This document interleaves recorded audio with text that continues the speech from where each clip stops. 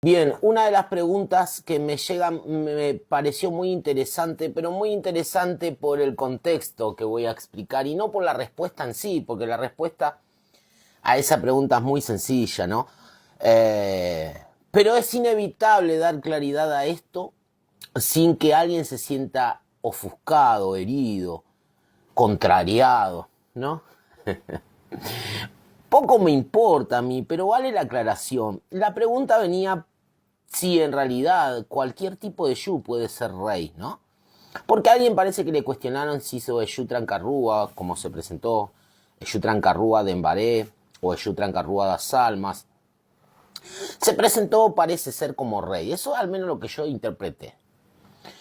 Y fue súper cuestionado. Me ha pasado antes que alguna cigana por allí también decía que era reina y parece que al no ser acreditada en esa casa, bueno, tenía que buscar alternativas, ¿no? Y ponerse la coronita en el baño nomás, ¿no? Como para...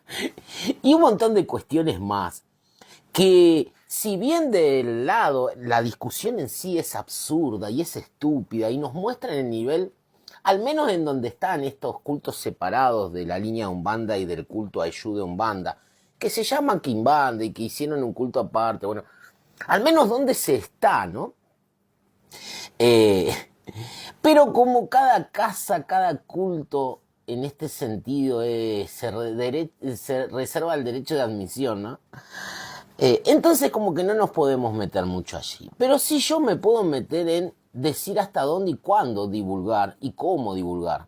Lo que tiene que ver con la Umbanda y lo que tiene que ver con el origen de Yu y del culto de Yu en la Umbanda. ¿Qué fue en la Umbanda?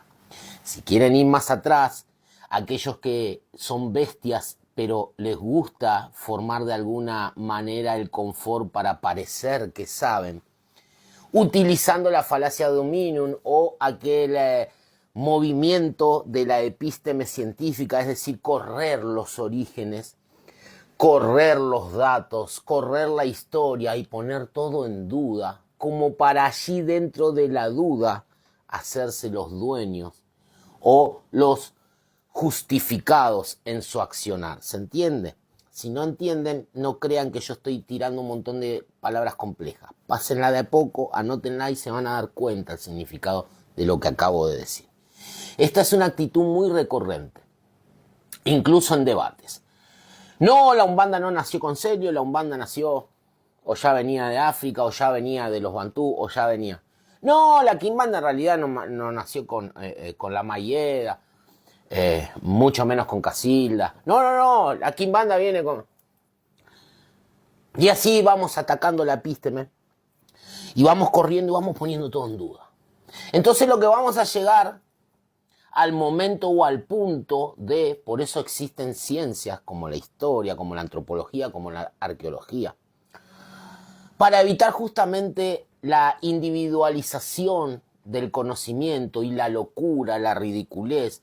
Porque vos imaginate que esto pasa a lo social y a la vida real y de repente 100 personas en un acto solemne sean los que canten el himno nacional argentino porque son los que acreditan que el himno nacional argentino lo creó López y Planes y compañía.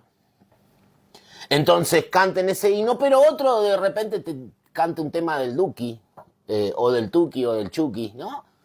Porque para ellos y para su concepción, ese es el himno nacional argentino. Y el otro te cante un tema de la cancha, porque para mí la bandera argentina no es la bandera argentina, yo soy de, qué sé yo, Tigre, Morón, Almirante Brown, Chacarita, Boca, River, Racing. Entonces entraríamos en que cada uno tiene su verdad y que cada uno tiene su librito y viviríamos cada uno como se nos canta la regalada gana, no estaría el sentido de sociedad y seríamos un desastre. Entonces siempre hay que comprender y respetar los datos, la historia, los documentos, la ciencia, y todo eso debe ser el primer fundamento en donde nuestros cultos avanzan y se desarrollan. ¿Me van siguiendo? Si no hay registros de que un pueblo cigano sea de determinada manera, yo no puedo bajar un espíritu que se diga cigano y actuar de una manera atípica, loca. O afirmar, por ejemplo, que mi africano era trabajador de las minas en Mar del Plata. ¿Cuándo hubo mina de oro o de metal en Mar del Plata? Nunca. Pero seguramente vamos a empezar a buscar, no, porque antes de ser Mar del Plata, cuando era la...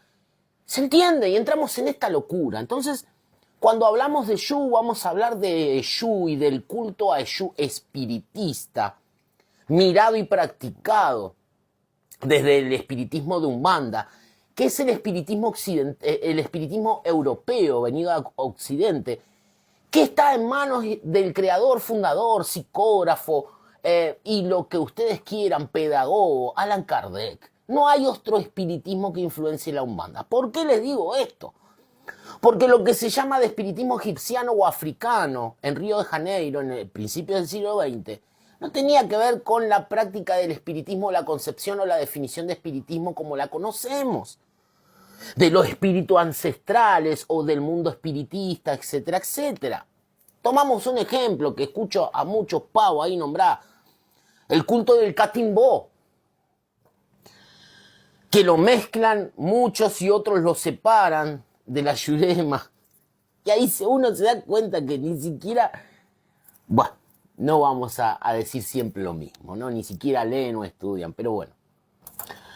Ese culto de Catimbó incorporaba o se relacionaba con los mestres de la Yurema, los jefes de ese culto, mediante ciertas sustancias sagradas como el yequereté, que hasta el día de hoy con ciertas alteraciones se generan o se preparan en algunas pocas casas de Umbanda. Entonces, a través de ciertas reacciones propias del alucinógeno, la sustancia que se toman, bueno, se tiene ese mambo, ¿no? Al cual se le dice que es espiritismo, es un contacto de los mestres y que esto, que lo otro. Después analizamos si esto está bien, está mal, si es así o no es así.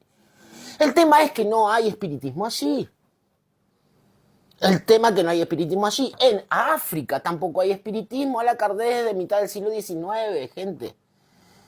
Y cuando ingresa el libro de los medium en Brasil 5 o 6 años después, que lo trae un burgués francés, ahí comienza la idea, se comienza a sentar de qué carajo era el espiritismo. Entonces, el espiritismo es de Kardec y no hay otra fuente espiritista que se maneje en Occidente, en Argentina, Uruguay, Paraguay, que no tenga que ver con la doctrina y el fundamento de Kardec. Por allá escuchaba a otro imbécil más, que tiene el micrófono más grande que su cara y que alguien se ríe así, no sé cuántos años debe tener, 20, 25 años, no sé. Decir que Kardec no era, o no tenía liturgia, o no tenía el kardecismo, es como una continuación no oficializada o canonizada del catolicismo carismático. Por eso habla San Agustín, por eso habla San Luis. Si te están hablando casi héroes del catolicismo, sacerdotes, te está hablando todo el clero, incluso mete ahí la cuchara Platón, el espíritu de Platón en algunos capítulos. Por supuesto que ya trae esa concepción, esa cosmogonía, esa teología cristiana, católica, carismática. Por eso sale después el Evangelio de los Espíritus, tercer libro. Y luego viene el que es espiritismo, que es un resumen de los libros anteriores. Por eso toma el gran chico Javier todo eso. ¿Sí? Entonces, no podemos alterar. No hay otra forma de estudiar. Eshu Coronado, que leyendo. Eshu Coronado o el Eshu Rey. Cualquiera puede ser, cualquiera que pertenezca a un reino. En el plano espiritual hay reinos y hay pueblos. ¿Qué son los pueblos? Bueno, no son los pueblos como nosotros consideramos hoy por hoy la idea de pueblo. Pueblo puede ser una gran ciudad espiritual o una barra de amigos. ¿Me van siguiendo? Y reino es una categoría que te están diciendo los espíritus a vos para que vos logres entender que son espíritus que trabajan con la autoridad, que saben cómo manejar la autoridad real del poder y que saben cómo moverse en esos ámbitos. Entonces cualquier Eshu puede ser rey si pertenece a un reino. Y te digo más, la corona ya la traen. No se la pone vos, doña Delfa.